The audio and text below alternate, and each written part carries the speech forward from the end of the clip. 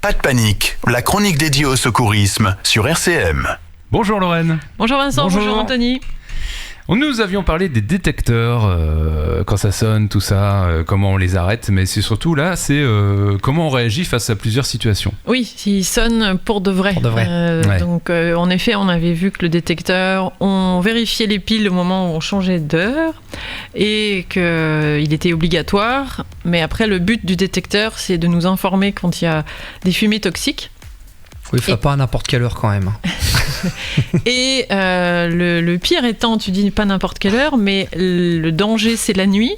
Et la nuit, en théorie, on dort même des fois très profondément. Donc il faut une sonnerie qui réveille un mort. Qui réveille.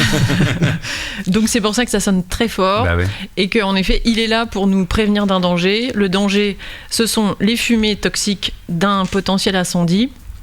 Donc quand il sonne pour de vrai, eh bien comment on fait ? Il faut aller justement se réveiller déjà, c'est la première chose, et puis déjà localiser où sont les fumées.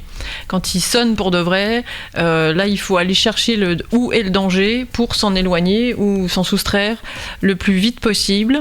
Et en l'occurrence, ce qui cause le plus de mortalité, parce que c'est pour ça qu'on fait autant de prévention, c'est parce que derrière il y a un vrai risque, eh bien ce sont les fumées. Évidemment, tout le monde pense incendie, flamme, brûlure, danger. Ok, ça c'est sûr que si on met la manche dans une flamme, on va avoir mal. Mais on peut ne jamais être touché par le feu, mais décéder dans un incendie à cause des fumées. Donc le gros danger, celui qui est responsable de plus de décès dans un contexte d'incendie, le plus gros danger, ce sont les fumées. Donc c'est pour ça que le détecteur est obligatoire. Et c'est pour ça qu'il va sonner très fort pour nous réveiller la nuit. Et nous dire hop, il faut se barrer là. Et alors comment on fait ? C'est ça en fait qu'on essaye de transmettre aux enfants et in fine aux familles et aux plus grands. C'est-à-dire qu'en fonction de où on est par rapport aux fumées, on va pas pouvoir sortir du volume dans lequel on est, et c'est là où c'est la situation la plus complexe.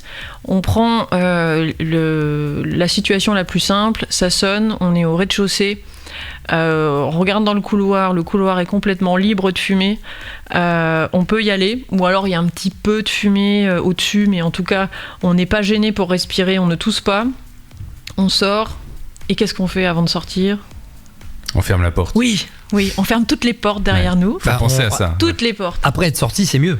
Tu sors de la pièce et puis d'une autre pièce. Si tu fermes avant de sortir, ça peut être très pénible. À chaque passage de porte, tu la fermes, la porte. Ouais. Voilà. Ah ouais, tu la fermes. Ah oui. Bon, ok, j'ai compris. Non mais c'est bon, j'ai compris le message. S'il te plaît. On parlait pas que de la porte apparemment. D'accord, ok. Et donc on ferme toutes les portes qu'on croise jusqu'à sortir à l'extérieur, où là on referme la porte principale, là on est en sécurité, on respire du bon air et on va pouvoir, une fois qu'on a fait le P du protégé, passer au A et donc Avertir. Appeler. Avertir. Alerter les secours avec notre numéro fétiche, le 112, touche verte. Ouais. Et donc là, c'est la situation la plus simple où on a pu sortir, se mettre en sécurité de manière assez simple et logique, en fermant toutes les portes derrière soi et en étant dehors où il y aura évidemment du bon air. On peut prendre du recul et s'éloigner d'un nuage de fumée éventuel. Mais là, on est bien. Est-ce qu'on n'est pas tenté quand même dans ces cas-là de se dire je vais essayer de sauver Je prends ça, je un prends PC, une connerie. Mais c'est sûr. C'est sûr, hein, faut qu'on arrive à ne pas faire ça. C'est intuitif, c'est normal qu'on ait envie de prendre tout ce qui nous est cher. Et au-delà c'est sûr qu'il y a des outils matériels qu'on a envie qu'on n'a pas envie de voir détruits. Mais il y a aussi la famille. Le chat ou la télé. Le chat ou la télé. Il y a les animaux. La télé. Il y a le doudou, le drame absolu. Si l'enfant sort, il n'a pas son doudou. Puis c'est toute une vie qui part en fumée, quoi. Oui. C'est ça qui est compliqué. Oui. Et que la priorité, c'est déjà c'est déjà l'humain. De se sauver. La première personne qui va réussir à se mettre en sécurité, c'est probablement celle qui va réussir à donner l'alerte. Et si on donne jamais l'alerte, les dégâts vont être plus importants et le bilan humain probablement plus lourd. Donc en fait, il faut avoir ce réflexe d'aller vers s'éloigner des fumées, se mettre en sécurité, donner l'alerte le plus vite possible. Et après, en effet, ce qu'on préconise, c'est de ne jamais retourner dans les flammes, dans les fumées. Mais on ne peut pas interdire à un père de famille d'aller essayer de sauver ses enfants Bien qui sûr. sont, par exemple, oui. au premier étage. Ouais. Donc voilà, il faut essayer de l'accompagner, de lui donner les outils. Enfin, c'est un élan complètement vital d'aller porter secours à ses proches. Alors, c'est bien pour ça que si les enfants sont par exemple au premier étage et qui sont dans cette situation plus complexe où ils ne peuvent pas sortir parce qu'il y a trop de fumée dans le couloir ou les escaliers, s'ils ont appris à se calfeutrer, à se confiner dans leur chambre, porte fermée, avec un peu de linge en dessous, et d'aller se manifester, parce que la priorité c'est quoi ? C'est de respirer autre chose que des fumées, donc de l'air, donc ouvrir la fenêtre et aller respirer ce bon air, et puis se manifester en disant je suis là, et pour le moment je suis pas trop mal. Alors évidemment la propagation du feu peut être très rapide, et après ça peut être des voisins qui vont aller chercher une échelle et qui vont essayer de faire le job des pompiers avant qu'ils se présentent.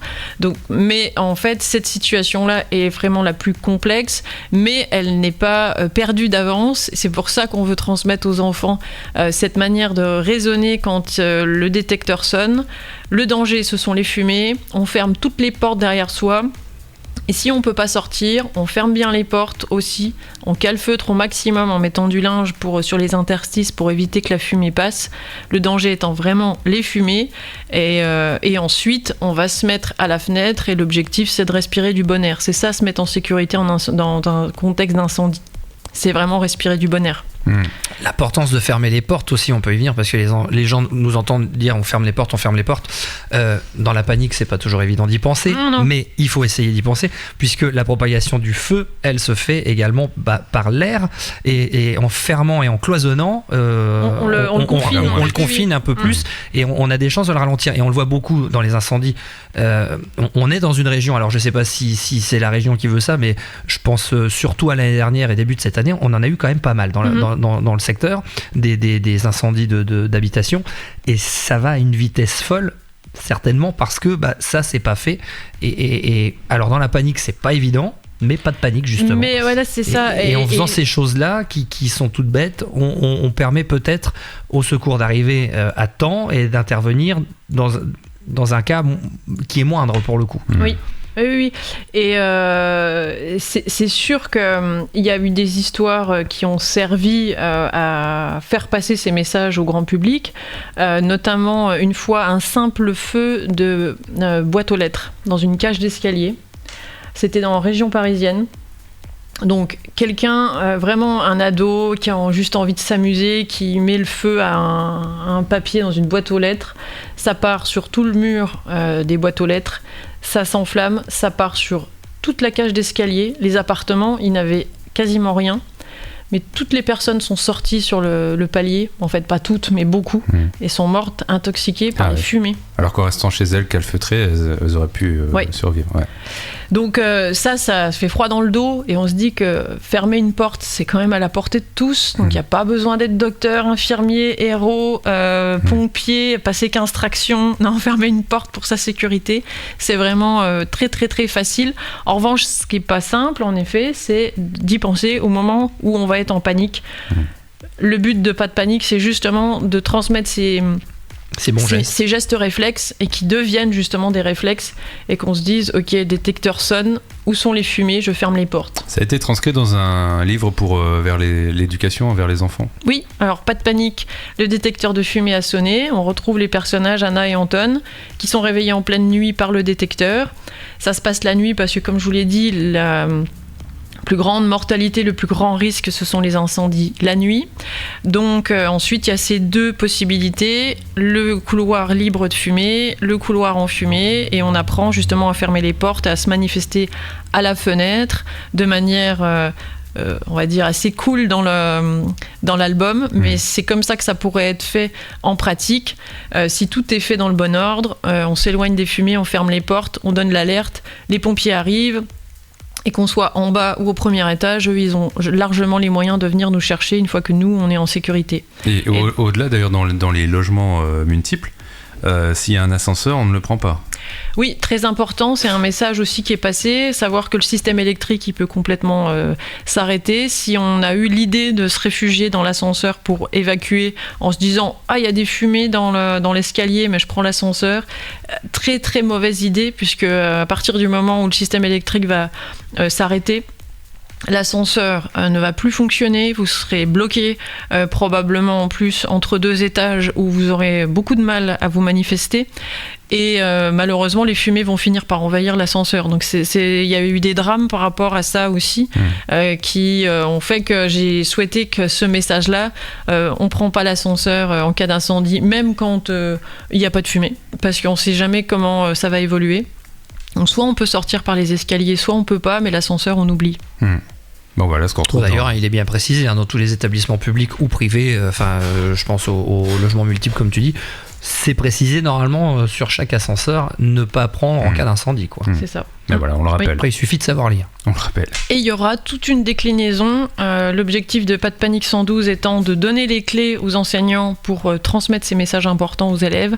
L'album est décliné en guide pédagogique qui va bientôt sortir et ce sera un module dédié à la sécurité incendie pour les écoles. Bon. Eh bien, il est déjà temps de conclure. Donc, une chronique à retrouver en vidéo sur nos réseaux, Insta, Facebook et YouTube aussi, d'ailleurs. Pour Pas de Panique, on diffuse largement. Ben oui, évidemment, c'est important. C'est universel. Exactement. Voilà. Et une nouvelle chronique la semaine prochaine. Oui. On parle de monoxyde de carbone. Oui. On va rester dans la fumée. Lui, il est encore plus vicieux. Oui. Il ne sent rien, il ne voit rien. Enfin, dans la fumée, oui, dans les émanations, pardon. C'est ça. Ça marche. À la semaine prochaine alors. Merci, bonne journée.